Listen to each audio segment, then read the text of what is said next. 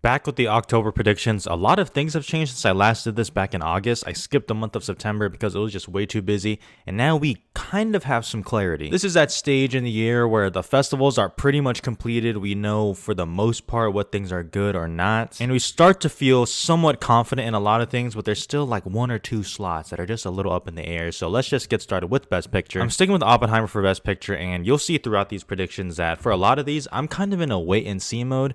Yes, the reactions have come out. We kind of know what people think of them overall, but I just need to see them for myself. Selfishly, I need to see them for myself, but also you do have to trust your own gut instinct, and I obviously won't have that until I see the movie itself. So before I make any radical changes, I need to see it for myself. Therefore, Oppenheimer stays at number one. Do I agree with the frontrunner syndrome of this movie? I mean, I guess that is obviously a very real thing. I just don't think it's really applying to Oppenheimer, at least quite yet. This is a very different thing. The movie is close to $1 billion. It's one half of the biggest movie event of the year. I do think it is a little different. However, I am open to moving it for one of the others, like my number two, Poor Things. As someone who is the typical, I respect and admire Lanthimos, but I can't say I actually love a lot of his work. I'm interested to see what Poor Things does for me. I do hear of a lot of sex scenes, and that does make me pause a little bit when I hear how weird it is, but you already know, relax. Things are starting to change within the Academy in terms of what is an Oscar movie, what is not, what is too weird, and what is not. And if Poor Things has those universal themes that are accessible and broad, like Everything Everywhere All at Once, then I think it could obviously win. Once again, I'm in a wait and see mode. I want to see it for myself. 3 Killers of the Flower Moon. I'm seeing this so freaking soon. I absolutely cannot wait. However, it is kind of just feeling like, yeah, chalk it up for all these nominations. Chalk it up for, a top 5 in picture.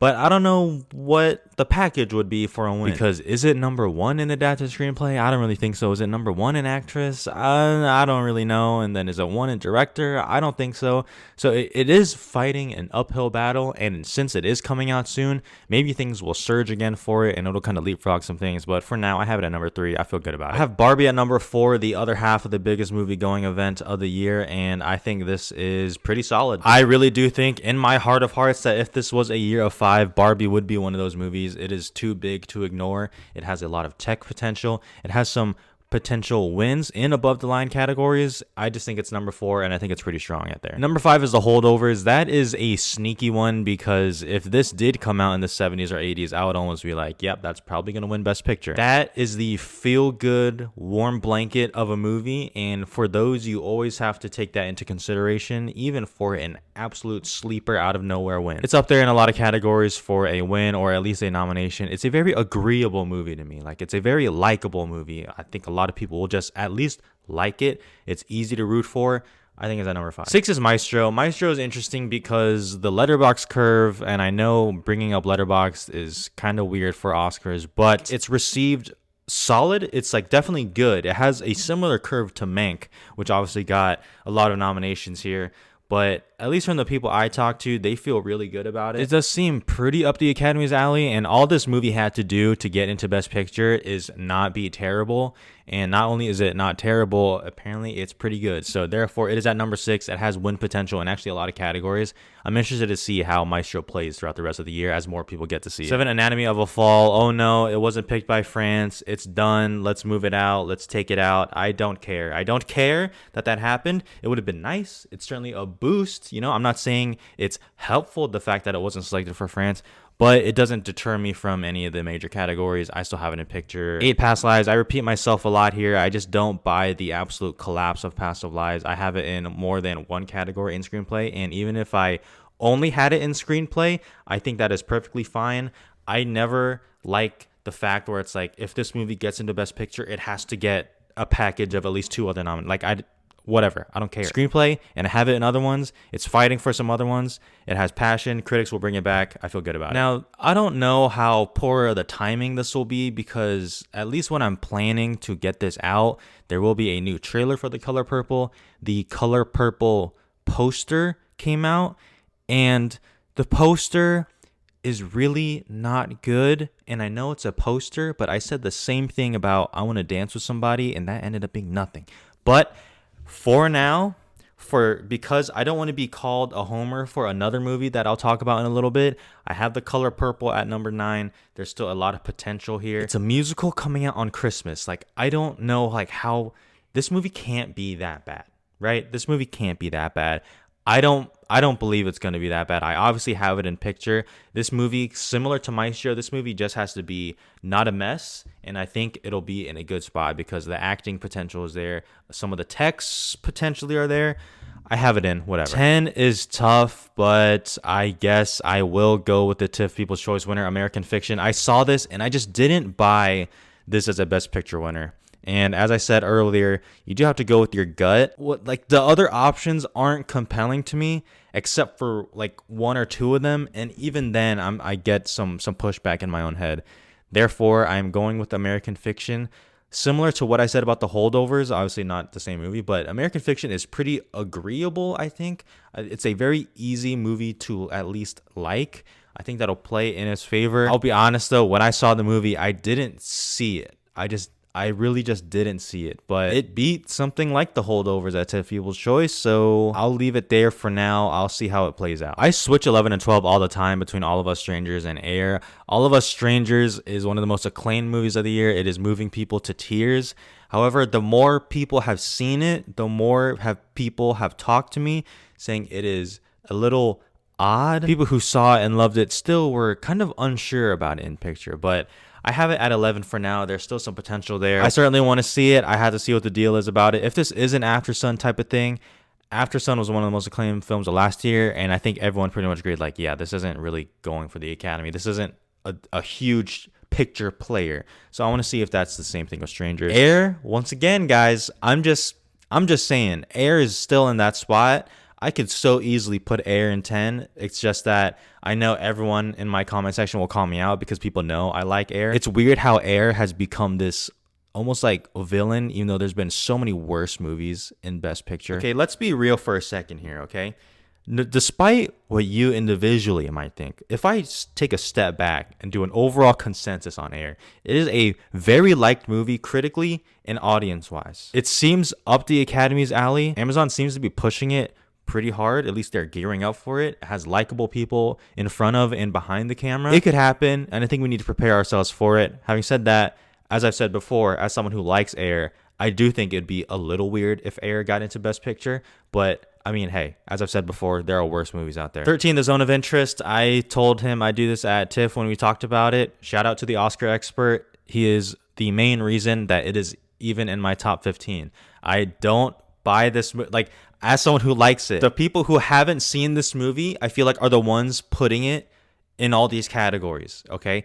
It is insanely experimental and inaccessible. I just really believe that. I'd like to think I have a good radar for those kind of movies. Having said that, the reason it's there is because the math. To get into Best Picture, you only need X number of votes in a first place vote. Is there enough people in the Academy that will have the Zone of Interest as their number one movie of the year? And that, to me, is possible. So it's partly there because of that. It is also there because of my respect for the Oscar expert. Me personally, I don't buy it. I really don't buy it. I'd like to be proven wrong. It would be an absolutely insane Best Picture nominee, the most experimental one of all time, in my opinion. 14, Spider-Man Across the Spider-Verse. I need critics to bring it back, and it's just as simple as that. And I think it can, but I need to see it because I totally agree with some other people. Even when I had it in Best Picture, I was putting Spider-Man Across the Spider-Verse in other categories to support that versus actually believing that it could. That is not on me. Spider-Verse is still one of my favorite movies of the year. It's just animation is such a hurdle.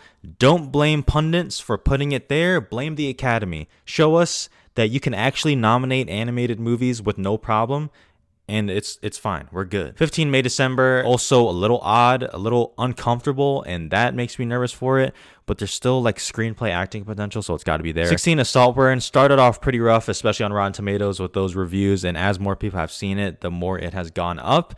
However, it still doesn't seem like an Academy thing. It seems like it's on its way down, even though that is my most anticipated movie for the rest of the year. 17, Priscilla, Sofia Coppola's most critically acclaimed movie since Lost in Translation, and it's turning my head a little bit. The more I hear about it, the more it's making me pretty interested in it. But once again, I gotta see it, and I'm seeing it soon.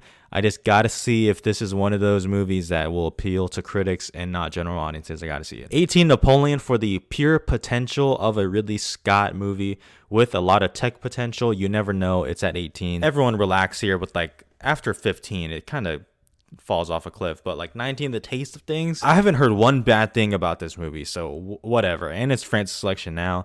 And 20 is The Killer, just, you know, David Fincher or whatever. Best Director, Nolan, Lanthimos, Scorsese is the top 3. I feel good about that. I still think Nolan is going to win Director. Even if Oppenheimer doesn't win Picture, I think he could still win Director. It really does feel like it's his time. So that's that. Now the rest, I'm completely open, and you can talk me into whatever. Alexander Payne for The Holdovers. Anytime he gets a movie in Picture, he's just right there in Director, and this doesn't feel any different to me, especially when you see the style of it. I think it makes sense, but you can talk me out of it. And then 5, I still have that international slot with Justine Triet for Anatomy of a Fall. This is the one category where I think that not having the international feature will hurt it the most. I did feel really good about her getting in, and now I feel less good. I'm not going to make any radical changes with that. I have her at 5 with Greta Gerwig and Jonathan Glazer as a spoiler. And then you get to Bradley Cooper, which I hear he stepped up, especially visually and his style and the text. He stepped up from A Star Is Born. Maybe they could feel compelled to, you know, give him a redo after A Star Is Born. I don't really buy that though. And then 9 and 10, you had the 2 small indies duking it out right there. Best Actress, as always, is just fucking stacked. I have the 2 Stones up at the top. I still have Emma Stone at number 1 for Poor Things. If enough people say it's a career best, then I gotta take it seriously, especially when it's freaking Emma Stone. Lily Gladstone definitely has the strongest narrative out of all of them there. From the people who have seen the movie, said that she toes the line between lead and supporting, which I'll be interested to see if that plays a factor at all. And I do hear it is a very quiet and reserved performance, but the narrative is there, and I just hear she's also fantastic anyway, so it doesn't even fucking matter. She's at number 2. Carey Mulligan, there's enough raves for Carey Mulligan, especially in that second half of the movie, I guess, where she really runs away with it, that she is at number 3. In fact, some people have her winning. So that's a pretty strong top 3 already. Sandra Hüller for Anatomy of a Fall, my favorite performance I've seen this year so far. She absolutely has to get in. This will be a fucking travesty if she doesn't get in, and it'll just prove there is such a bias between international actors. Please don't make that fucking happen. She's the best. And then 5, I am going with Fantasia Barrino for The Color Purple. I have it in Picture, but it is a SAG-friendly performance anyways. It seems like she'll have a lot to do, and that role is just juicy anyway. So I have it at there. All of them are currently in my Best Picture lineup, which I don't love. I don't love having each nominee being from my Best Picture lineup, which is why I have Kaylee Spaney for Priscilla at number 6. It's just that last trailer, I just felt like I don't know what this movie is actually going to be now. I just really thought this was just going to be a very quiet, slow, meditative movie that critics like and audiences don't, where she's very reserved. And then for some reason, I saw that new trailer and I was like, maybe this is a little bit more in line with a mainstream appeal. Maybe. I don't know. Once again, haven't seen it. Until then, she's at number 6. Greta Lee, I don't think is dead, at number 7. She could get in if Past Lives really does have a big resurgence, which is possible. Don't sleep. Margot Robbie for Barbie, also possible. To me, anyone in the top 8 is possible. Natalie Portman, then it kind of dips because I just don't see enough people talking about her for May December, but she's in. Annette Bening and Nyad, with all due respect, please God, no. Actor Cillian Murphy still at number 1. Now, I will fully admit, I am being totally honest here. I do have him at number 1, because yes, I can see it. Obviously, he's in Oppenheimer. If I have a winning picture and all these awards, you know, it makes sense that he would possibly come along, but also fully admit I still have him here because I felt like I was the first person to have him, like in March. You know, at least from the people I follow, I saw no one have him at number 1. I stuck him there, and then he delivered, and I feel bad if I switch off of that and then he does win. I'd feel bad. But I'm open to it. Great performance. 2, Bradley Cooper and Maestro. I just hear he has like the fucking scene. Like the scene of the year for a lead actor. I hear he's got it. So I got to take that seriously. He's obviously transforming. Maestro is most definitely going to win makeup, almost assuredly in my mind, unless some more backlash comes, which I don't really see happening. So he's at number 2. 3 is Leonardo DiCaprio for Killers of the Flower Moon. If I hear multiple people say it's one of his best performances, if not the best, he's got to be in, especially if Killers is that strong. I know the Academy has a weird relationship with him, but if he gets in for Once Upon a Time in Hollywood, I think he gets in here. For Paul Giamatti and The Holdovers, this would be I would be really upset if he doesn't get in because he is fantastic. And it is not just a quiet kind of, pain in the ass, bitter performance. Like, he actually has stuff to do, in my opinion. So I think he would get it. Then it gets really tough.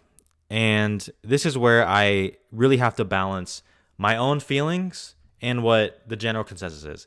I'm keeping Coleman Domingo at number 5 for Rustin ahead of Jeffrey Wright in American Fiction. Now, I know you're probably saying, oh my gosh, you have American Fiction in picture. It would make sense for Jeffrey Wright to be in. As I said earlier, I don't have a problem with a movie getting like one other nomination and then getting picture. Like, I don't have a problem with that. And Jeffrey Wright, while he is awesome in American Fiction, like that, once again, I also didn't see it. Like, that didn't strike me as a performance like that. Like, he is a very straight man person. He like sarcastic, but not in a Paul Giamatti Holdovers type of way. I think Paul Giamatti has way more to do than Jeffrey Wright does. But I like to see it. I like to see Jeffrey Wright. My opinion on Coleman Domingo and Rustin, I talked about this on a stream. I'll just mention it quickly here. It just makes me nervous if your lead actor is your only hope for a nomination. And I know there's a chance for original song. I mean, whatever. Congratulations. It just makes me nervous if you're a potential lead performance, especially when Rustin, the movie, I don't think is that strong or that good overall. I personally didn't really care for his performance. Maybe it's because it was really hyped up before I see it. Like, everyone I talked to was like, yo, this is an Oscar clip every scene. And then I saw it and I really didn't feel that way. And before people get on me, Coleman Domingo in Sing Sing, let's make it fucking happen, okay? Let's make it fucking happen. That is an incredible performance by him in Sing Sing. Easily his best performance that I've seen him in. This for Rustin, I personally didn't see it. I think the people who have him at number 1 are kind of insane. I really don't see that. But to each their own. I'll abide by it. I have him in. I want him to get recognized. I just, putting my feelings out there. He's amazing in Sing Sing. Then you got Andrew Scott and All of Us Strangers. I mean, I hear the performances are amazing, but once again, I don't know if it's that kind of movie. Joaquin Phoenix for Napoleon. Once again, the potential is there. It's Joaquin Phoenix. Barry Keoghan and Saltburn is on his way out. Even though I do hear it's fantastic, I just hear it's too out there of a performance, which makes me more excited. And you can never count out the Anthony Hopkins. Now that Freud's Last Session is officially coming out and we're going to get reactions for it within the month, I'll keep him at number 10. That's your slot forever. Supporting actress, now that Lily Gladstone has moved, who is number 1? And right now I have Divine Joy Randolph for The Holdovers. It is a great performance. It is excellent. I did have some problems with the character in The Holdovers, but now that it's sitting with me, maybe I'm just, maybe that's just wrong. Maybe that's just wrong opinion. I'm rewatching it again pretty soon. I'll love to see what I think about that character. But even with my complaints, even if that stays, she's amazing. It'd be a great win, in my opinion. Divine Joy Randolph, I think, is at number 1. Danielle Brooks in The Color Purple. I just hear the role is too good, and she's a showstopper, So that is also one that I'm keeping my eye on.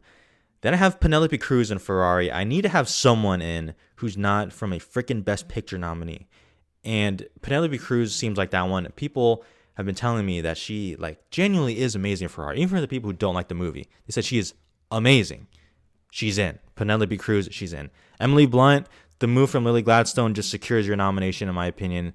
There you go for Oppenheimer. Congratulations. I love Emily Blunt. She killed it in Oppenheimer, even though I wish that character had more to do, but that doesn't even fucking matter. In 5, I am going to go with a double nominee because there's always a double nominee in supporting, right? There's always a double nominee. So Taraji P. Henson for The Color Purple rounds out the top 5.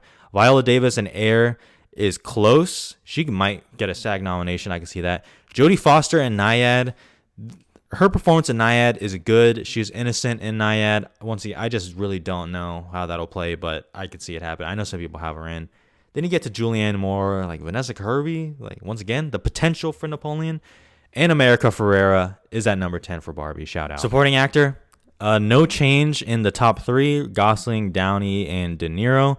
I have already talked about my reasonings for this. I don't need to really go over it again. Robert De Niro is just secure. Robert Downey Jr., Ryan Gosling, y'all can fight it out. And Mark Ruffalo joins in for Poor Things, who I hear is really funny and kind of steals a lot of scenes. So he's in there too.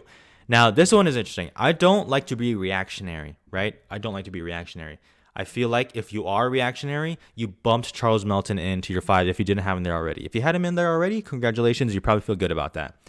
To me, I don't know. It's between 3 people to me. It's between Dominic Sessa and The Holdovers, Charles Melton in May December, and Willem Dafoe in Poor Things. Charles Melton has been getting raves for May December. It's just, once again, like, how appealing is May December? Is May December an Academy thing? A movie that reportedly makes people very uncomfortable? I don't know. I believe in The Holdovers pretty strongly, so I put Dominic Sessa in before all this whatever, like in September. I know I didn't do these, but in September I had him in, so I'm gonna keep him there, but it's certainly fluid. Then you get to Glenn Howard and Blackberry, Andrea Riseborough, that shit, I don't know. John Majaro for Past Lives, on his way out, makes me so sad.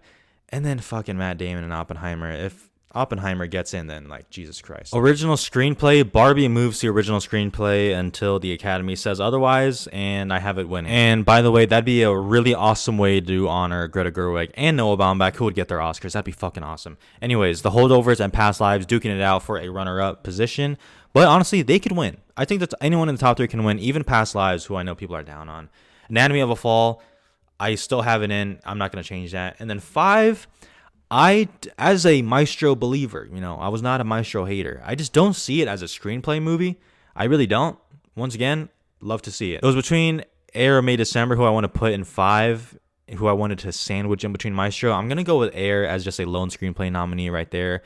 All this pushing from Amazon will manifest in something. I have it getting a screenplay. Honestly, like to see it. That'd be cool with me. Then you get to Maestro, May December, Asteroid City, Fair Play, Saltburn right there. You never know. Adapted screenplay, a fucking beast of a category, very top heavy. Poor Things, I think, would take it.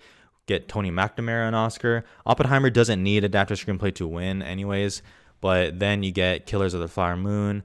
American Fiction now kind of gets firmly an adapted screenplay, and All of Us Strangers. I think most people have that in. 6, I have Hitman. I just don't think this is coming out. But on the off chance it does, I'll keep it there until, I officially hear word of it.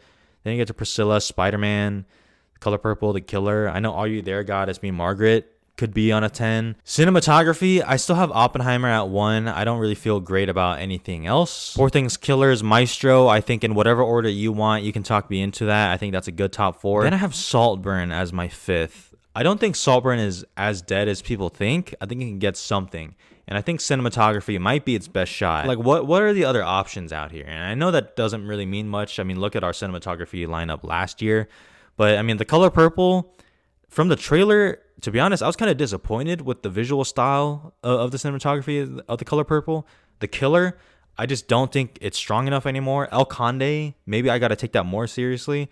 Napoleon, The Zone of Interest, so I'm going with Saltburn. Costume design, Barbie and Poor Things duking it out. I think Barbie will still take it. The love for Barbie will show up somewhere, so I think it takes that. Got to throw in Colors of the Flower Moon. That'll get that. The Color Purple, throw it in. And I have Napoleon. Napoleon's text, I got to be honest, when I see that trailer pop up in the theater, I'm like, God dang. Like, some of the texts look pretty good, so I don't know. You can convince me otherwise, but then I got Priscilla, the Willy Wonk, Maestro, Oppenheimer, Chevalier, even I'd consider Hunger Games. So, we got some choices here. Editing, aka Best Picture V2, Oppenheimer at number 1. It'll win sound. Spoiler alert. Poor Things, Killers, Flower Moon, The Holdovers, and Barbie. I literally just put my top 5 in picture and put it in editing. So, and honestly, hate to say it, that's usually how it goes, unless there is a insanely obvious one, like a racing one. Not Ferrari, because weirdly, I've heard complaints about Ferrari's editing. Air, I know, has a lot of editing and is talked about a lot. I'm just not sure if that'll show up there. Maestro, how strong is the passion for it, really? Anatomy of a Fall, Past Lives, and Makeup and Hair. Maestro, congratulations, you are there. Poor Things, I do think you get in now that you're an insanely strong picture player. Guardians of the Galaxy Volume 3, congratulations. Oppenheimer, I guess for the old makeup. And then I don't know what to do at 5 because I'd like to say Golda because of the prosthetics, but I can't. I just can't. So I just threw Barbie in there for at least like the hairstyling of it all. Nyad, I know people like the makeup. I mean, it's not bad. I certainly don't think it's nomination worthy though, but I'm trying to put my own bias aside on that.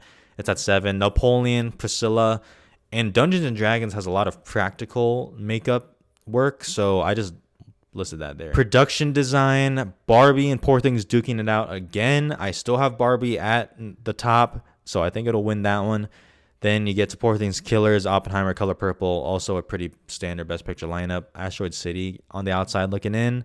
We'll see. Sound, Oppenheimer is at number 1. Then you get to Killers, and then Maestro. I've heard the sound work is incredible, and that makes sense, so I bumped that up all the way to number 3. The Color Purple is a musical. Congratulations. And Ferrari, I've also heard complaints about the sound, but I don't know if that'll matter in just like the racing scenes alone. Like, I really don't know if that'll matter. And as much as I'd love to put The Killer in, to me, I'd be surprised if The Killer got more than like 2 nominations, you know? So even though that is one of my most anticipated, I can't fucking wait. Then Spider-Man, Napoleon, Society of the Snow, Spain selection from J.A. Bayona.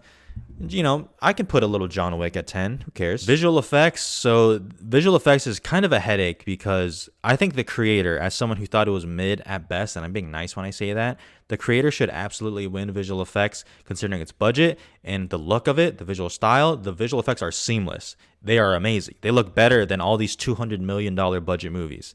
I think the creator should win. But the buzz on that movie is not great right now. The word of mouth is not strong. The box office is not strong. I don't know if they'll actually go for it.